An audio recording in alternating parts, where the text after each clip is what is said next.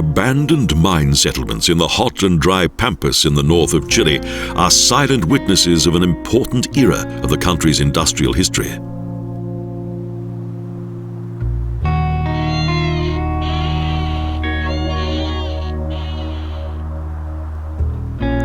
In the basins between the coastal cordilleras and high cordilleras are the largest saltpeter fields in the world. Saltpeter is abundant here.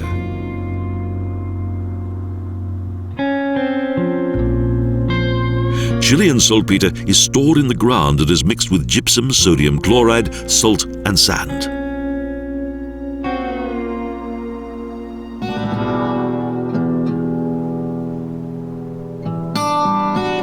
The industrial plants were called Oficinas, and close to them originated small towns such as Humberstone.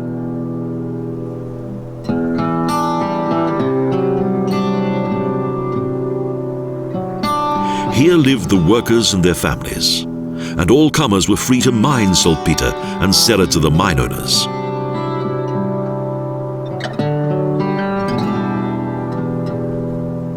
The mine owners were powerful men. Everything belonged to them.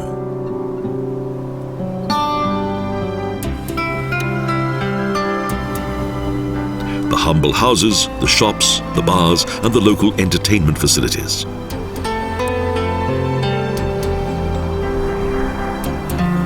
The workers were paid with coins that were only valid in the saltpeter town in which they labored.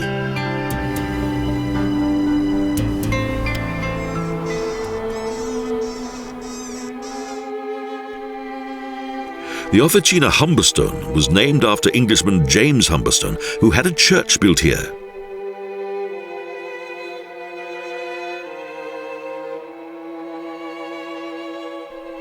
Here, citizens could enjoy the peace and calm of the Sunday service.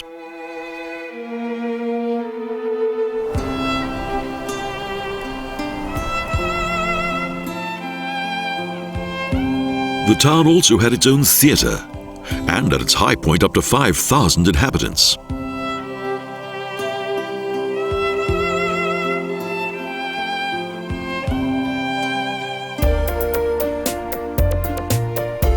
A small school helped to make it look like a real town, thanks to mine owner Humberstone.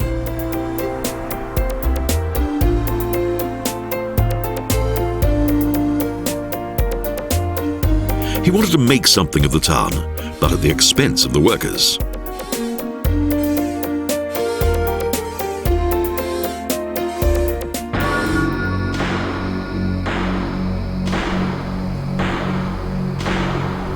From the second half of the 19th century, the saltpeter was cleaned in huge complexes and then exported.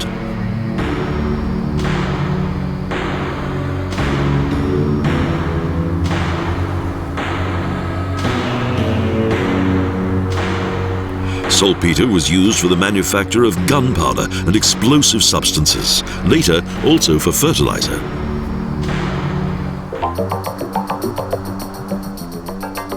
Saltpeter was in much demand and the industry boomed until 1940. It was then that saltpeter was manufactured artificially.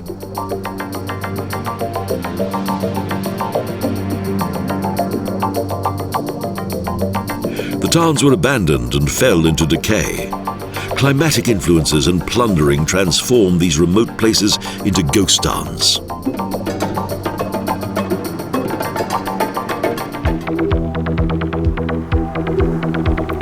In 2005, Humberstone, together with Santa Laura, were appointed as World Heritage Sites, as examples of human settlements linked to industrial complexes.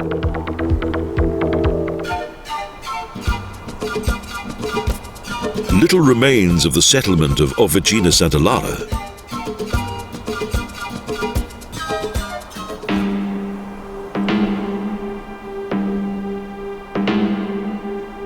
Rusty industrial complexes stand like dinosaur skeletons within the desert, along with the remnants of machinery that once worked overtime in the production of saltpeter.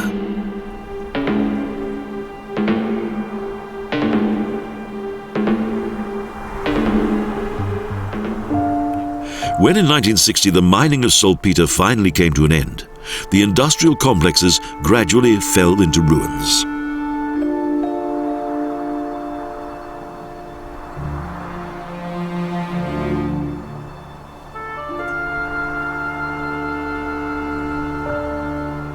Anything made of wood simply rotted away because there's little rainfall and the air is extremely dry.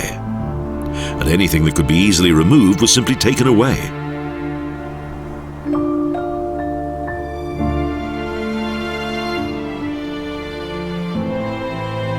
Thus, this once busy and thriving saltpeter town had been banished to the history books.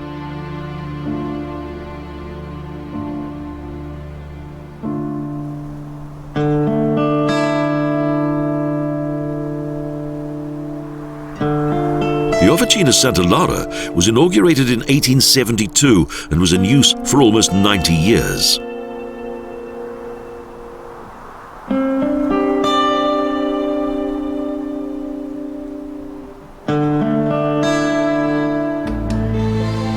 Only those objects that were most difficult to remove remain here. Now it just looks like a junkyard.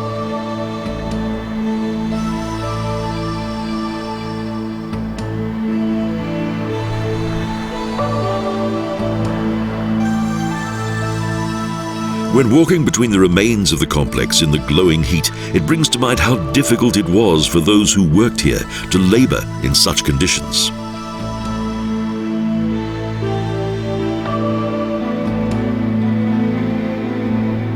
The abandoned town makes it seem that the population fled in panic and left everything behind them. A ghostly scene.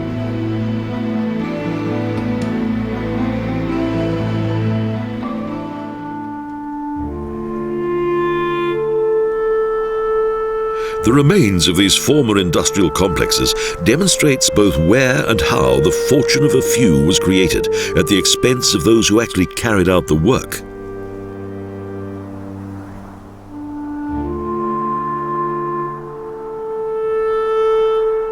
These museum towns are more than just a reminder of the beginning of the industrial age.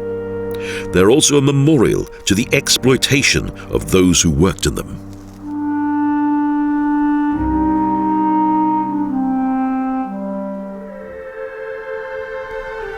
The workers of the more than 200 Saltpeter Fields came from Bolivia, Chile and Peru. They lived in hostile surroundings, often with their families.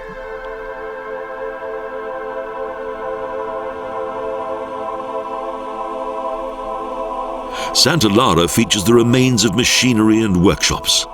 The settlement is buried beneath the desert sand.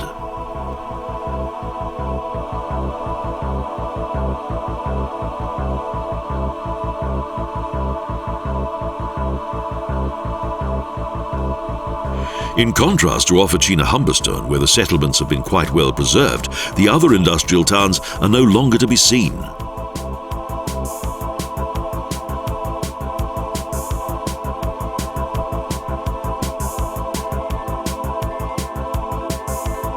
As both towns have now become museums, they'll no doubt help to demonstrate to many generations to come the hardships of the early Industrial Revolution.